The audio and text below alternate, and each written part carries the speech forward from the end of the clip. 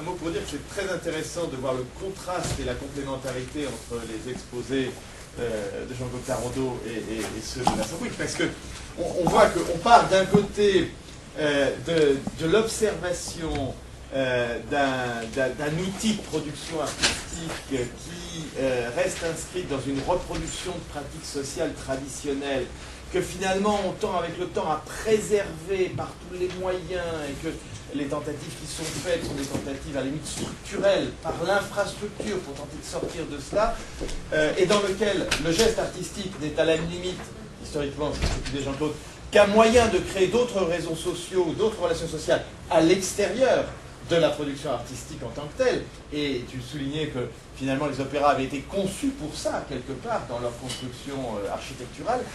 Et là, à l'inverse, les observations de Liri autour de toute cette tendance très contemporaine qui rejoint, vous l'avez dit, la tendance que l'on retrouve dans la stimulation de l'innovation industrielle et commerciale, consistant effectivement à appeler l'amateur, en l'occurrence, dans l'univers industriel et commercial, c'est le consommateur, à l'appeler dans le geste de conception, de partage, et donc faire en sorte que le geste artistique là ne soit plus simplement le fait de l'artiste, mais le fait d'un travail conjoint entre l'artiste et l'amateur. Comme de plus en plus, dans le domaine industriel et commercial, on tend à faire de l'innovation un geste conjoint entre l'entreprise et les membres de son écosystème, en particulier les consommateurs et d'autres. Donc c'est très très intéressant parce qu'on recouvre avec ces deux exposés un panorama extrêmement large. À vous maintenant de faire cette communication finalement de conclusion, puisque... À votre après. Je vais essayer de vous apporter une vision très opérationnelle. Je fais donc chez Deezer sur la partie marketing, je travaille, et plus spécifiquement sur la partie abonnement musical. Aujourd'hui, nous, on diffuse de la musique et la problématique, j'essaie de la résumer par rapport au sujet, qui est comment proposer une offre musicale innovante et pérenne en accord avec les attentes des consommateurs, les habitudes, et en partenariat avec des acteurs établis. Donc pour adresser cette problématique, je vous propose tout d'abord de vous rappeler quelques éléments de contexte sur le marché. Après ça, de vous présenter Deezer brièvement et les produits et les innovations qui ont été faites dans l'entreprise. Et après ça, de voir quelles sont les contraintes et les attentes, on va dire, des utilisateurs et des acteurs, et comment le marketing, finalement, chez Deezer, gère cette problématique et essaye de répondre au mieux pour traduire cette innovation au quotidien. Donc, sur le marché, aujourd'hui, il faut savoir que c'est un marché qui représente un peu moins de 600 millions d'euros, qui est en baisse régulière, on sait que c'est une grosse problématique, qui a une baisse, heureusement, là, on voit, qui commence à se stabiliser. Il faut savoir qu'en France, le numérique représente 13% du marché, ce qui est très faible par rapport à d'autres marchés. Aux États-Unis ou en Angleterre, on est plutôt autour de 50% en numérique. Donc la France là-dessus a un certain retard, qui est lié certainement aussi à un contexte de marché. Aujourd'hui, les acteurs, il y a deux types d'acteurs. Il y a ce qu'on appelle les sociétés de gestion de droit qui sont comme la SACEM, la SCPP, la SPPF, et puis les labels dont vous avez, je pense, certainement entendu parler, évidemment comme les grosses maisons qui sont connues, Sony, Universal, EMI, Warner, et puis une part aussi non négligeable aujourd'hui, très importante, qui sont ce qu'on appelle les indépendants, les labels indépendants, qui sont d'ailleurs parfois uniquement sur le numérique, comme Because, The Charge, Believe, etc. Donc qui sont aujourd'hui des institutions, on va dire, qui ont construit un marché et qui, face à cette baisse de la musique, qui est liée évidemment à beaucoup de choses, et notamment à l'Internet, sont en recherche de nouveaux modèles, mais avec aussi un business model qui était assez stable et qui, justement, disait, vous voyez, on arrive avec des nouvelles propositions qu'il faut pérenniser.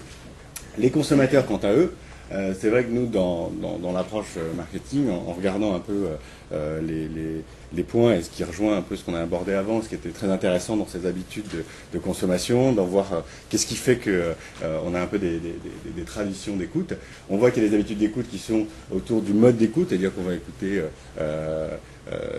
de la radio, on va écouter du titre sur un album, on va avoir envie de l'écouter de chez soi, de sa voiture, en mobilité, donc c'est la partie accès, et puis la diversité des lieux, c'est-à-dire qu'on va le retrouver chez des amis, ce que je disais, dans la voiture, mais aussi dans une salle de concert, etc. Donc en fait, il y avait avant, on va dire, Internet quelque part, déjà beaucoup d'habitudes de consommation musicale, qui sont très liées, et c'est là où c'est un peu aussi un peu sur le cœur du sujet, et qui est, nous, une problématique aujourd'hui qu'on adresse, c'est à la notion de propriété, c'est-à-dire que aujourd'hui,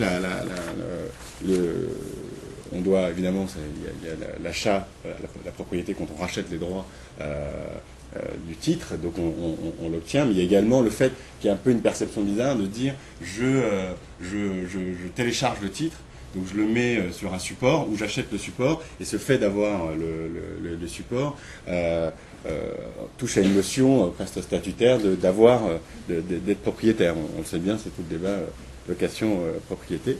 Donc ça, c'est un peu pour vous expliquer ce contexte. Donc ce qu'il faut retenir, c'est qu'il y a quand même un marché qui est un peu en baisse, avec des difficultés, et comment Deezer là-dedans est apparu, et qu'est-ce qu'on propose.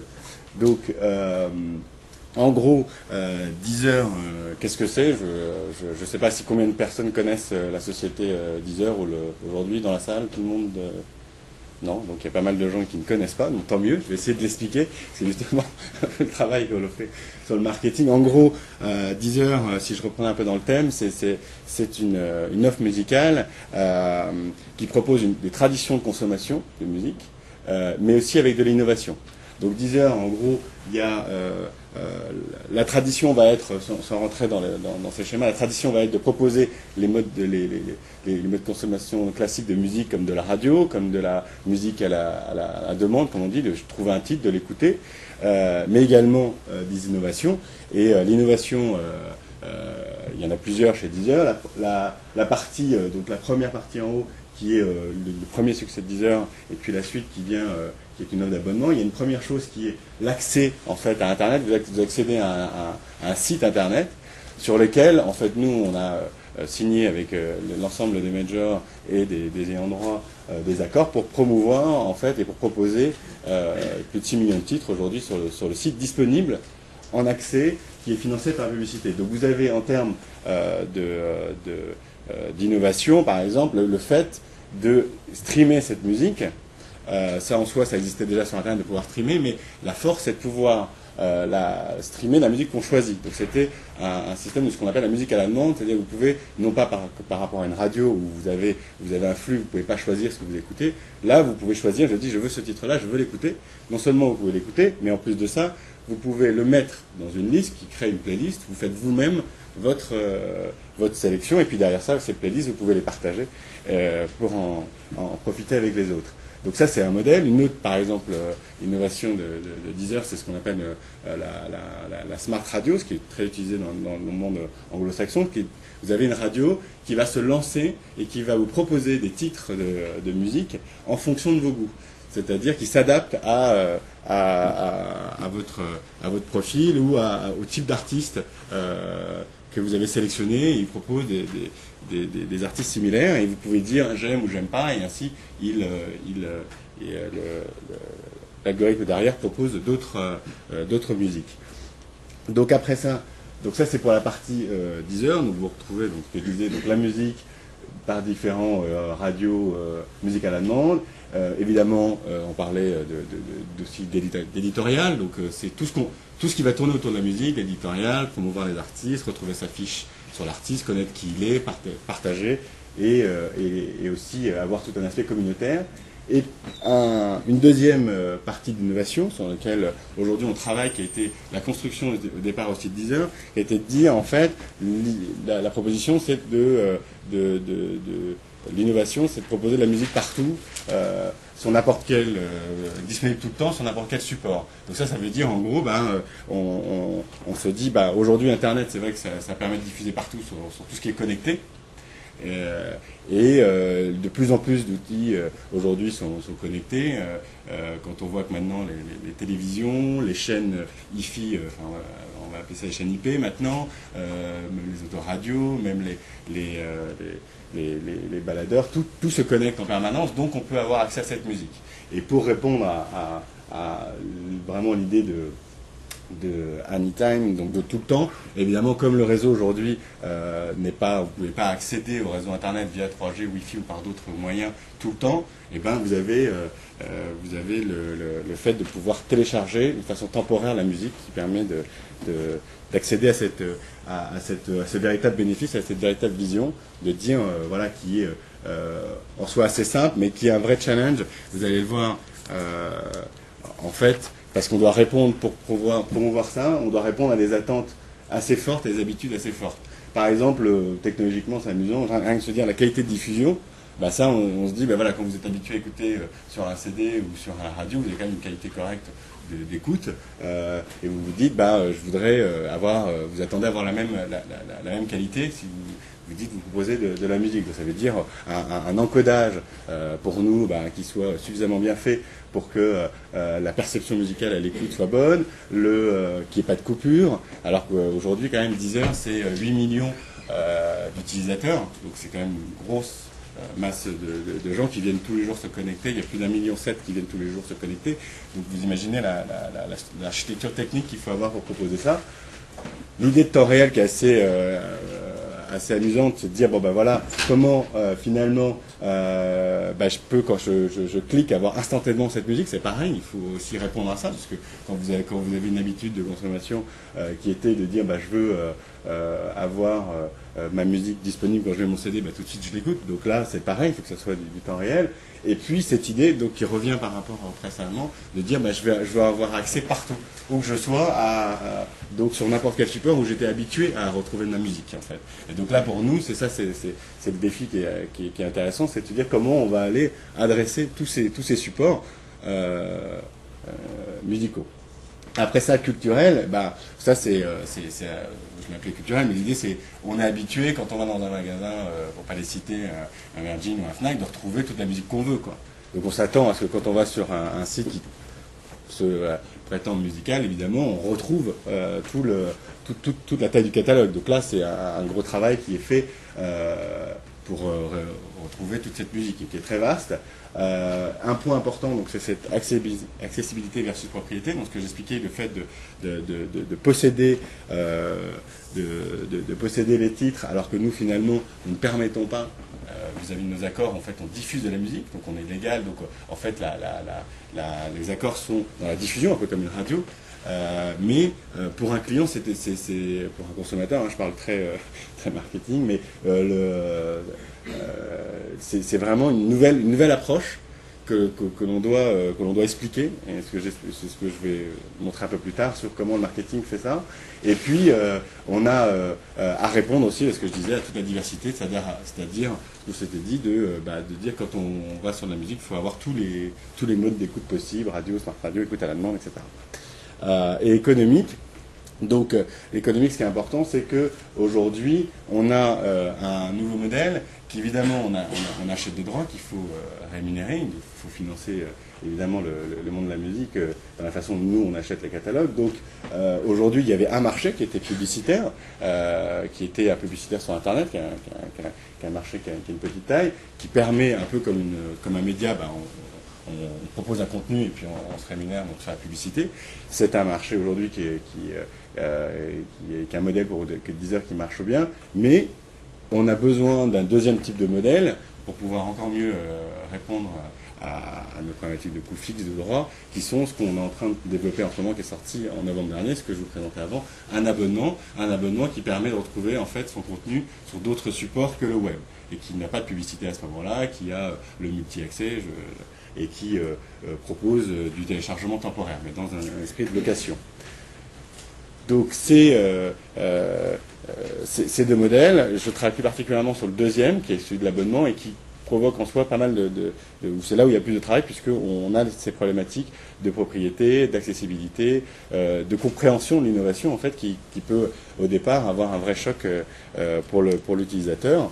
Alors, je propose rapidement de dire en gros comment en fait on a cette approche chez Deezer qui simplement de se dire bon bah c'est assez classique mais il faut la vulgariser cette innovation, un vrai travail de dire bon bah il faut vraiment l'expliquer. Donc l'expliquer, c'est très important pour comprendre bah, qu'est-ce que c'est que cette nouvelle utilisation, qu'est-ce que c'est que ce nouvel outil. Donc on a pour les différents moyens qui sont à notre disposition, sachant qu'on est quand même sur un site internet, donc on n'a pas véritablement encore un vendeur interactif.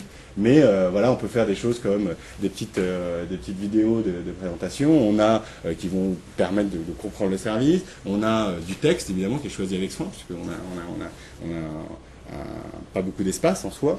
On a la problématique de faciliter aussi l'utilisation. Donc pour faciliter, ça veut dire, bah là, on va proposer des tests, par exemple, de se dire, bon bah voilà, moi le meilleur moyen, bon, c'est assez classique, hein, tester, ça va adopter, mais le meilleur moyen de la proposer cette offre, c'est de la comprendre, une innovation, et ben c'est l'utiliser et puis se rendre compte de ce que c'est. Et pour ça, donc faciliter, c'est une première chose, c'est donner accès à ce test, par exemple. Et puis après ça, c'est accompagner à chaque moment l'utilisateur dans tout ce parcours d'installation. Là, je suis très dans le pratique, mais c'est très important d'avoir cette notion-là, parce que quand on voit un nouveau concept qui est par exemple de dire, bah là, vous avez accès sur Deezer, donc sur votre BlackBerry, ça veut dire quoi en gros? Ça veut dire quoi? Vous retrouvez, qu'est-ce que vous retrouvez, qu'est-ce que vous avez, quand est-ce que vous l'avez, est-ce que vous dites, vous avez votre titre toujours disponible, vous avez votre musique disponible, mais elle est où ma musique? Elle n'est pas sur mon téléphone, je la retrouve pas. En fait, elle est, c'est pas, on change d'un modèle traditionnel je copier une cassette ou je téléchargeais. Là, on est par exemple on va retrouver via un système de streaming, de connexion internet ou via un système de téléchargement temporaire. Donc la musique ne nous appartient pas, donc il faut bien se préciser aux gens qu'on vend en fait un nouveau système qui est plus de dire la musique, c'est pas que on vous propose de l'accès en fait. Vous avez tout le temps accès à 6 millions de titres, mais vous ne les possédez pas. En gros, c'est comme si on proposait du canal, de mon canal, mais vous avez, sauf que en plus de ça, vous choisissez ce que vous voulez écouter. Et ça, c'est quelque chose d'assez nouveau et pas facile à expliquer, puisqu'aujourd'hui, on était dans un modèle où on était propriétaire de sa musique. Je parle évidemment pas de l'illégal, qui évidemment sur lesquels sont un modèle qui lutte contre ces systèmes-là. Et puis rassurer, ce que je disais, donc c'est le fait de ne pas être propriétaire, mais aussi de dire on est tout le temps en train de mettre l'utilisateur dans un climat de confiance qui est très important pour qu'il se sente à l'aise et qu'il découvre le service. Il faut rassurer quand on parle de paiement, quand on parle d'utilisation, quand on parle de durée du service, d'engagement, des choses comme ça. Évidemment, c'est très important d'avoir un discours adapté. Un autre point qui est important, c'est la valorisation de l'innovation. Donc on a parlé tout à l'heure de la partie des échanges sur les blogs, sur les forums. En fait, ce qui est important, c'est pour qu'une innovation, évidemment, trouve son marché, c'est qu'elle soit portée au départ par des leaders d'opinion. Sur Internet, c'est encore plus vrai qu'ailleurs. Un des succès très forts de Deezer, ça a été évidemment d'avoir une petite communauté au départ, qu'on a beaucoup parlé, puis qu'on a parlé, puis qu'on a parlé. Et puis derrière, Deezer, c'est 8 millions de clients sans jamais avoir fait de publicité en soi. Donc c'est vraiment s'appuyer sur des leaders d'opinion pour qu'ils comprennent ce qu'on propose, qu'ils le défendent, qu'ils le partagent et qu'ils se l'approprient. Et derrière, en fait, ça rejoint une valeur un peu statutaire, d'être précurseur, de découvrir un nouveau service et de pouvoir dire, ben voilà, moi je suis sur ce service-là, je l'ai, j'en suis précurseur. C'est une différenciation sociale, c'est un grand mot, mais donc être parmi comme on dit, les happy few au départ, et puis petit à petit toucher de plus en plus de gens et de monde sur ce service. Donc c'est un peu cette combinaison de vulgariser l'innovation, valoriser l'innovation qui est importante du niveau du client pour on va dire, on assure une première percée sur le marché, une compréhension de l'offre et son succès. Après ça, ce qui est important, c'est aussi évidemment, là j'étais dans l'explication donc sur le client, mais évidemment on travaille avec des acteurs du marché. Les acteurs du marché, c'est donc les labels, les sociétés de gestion. On doit les convaincre sur le business model, les convaincre sur la pérennité de ce business model, que on lutte contre justement une baisse du marché, contre un nouveau et on propose des nouvelles choses. Donc pour ça, il faut évidemment, c'est pas compliqué. Il faut un peu de temps, évidemment. C'est toujours le même problème avec les innovations, c'est que il faut que ça, comme on crée un choc et une peur parfois culturelle auprès des clients, auprès des utilisateurs, auprès des standards, c'est comment on surmonte ce rejet au départ, et puis ça prend du temps pour entre guillemets prêcher la bonne parole et proposer ses offres, et donc pour qu'au final on puisse rémunérer tous les artistes, parce que c'est quand même l'objectif. Donc ça c'est un point important,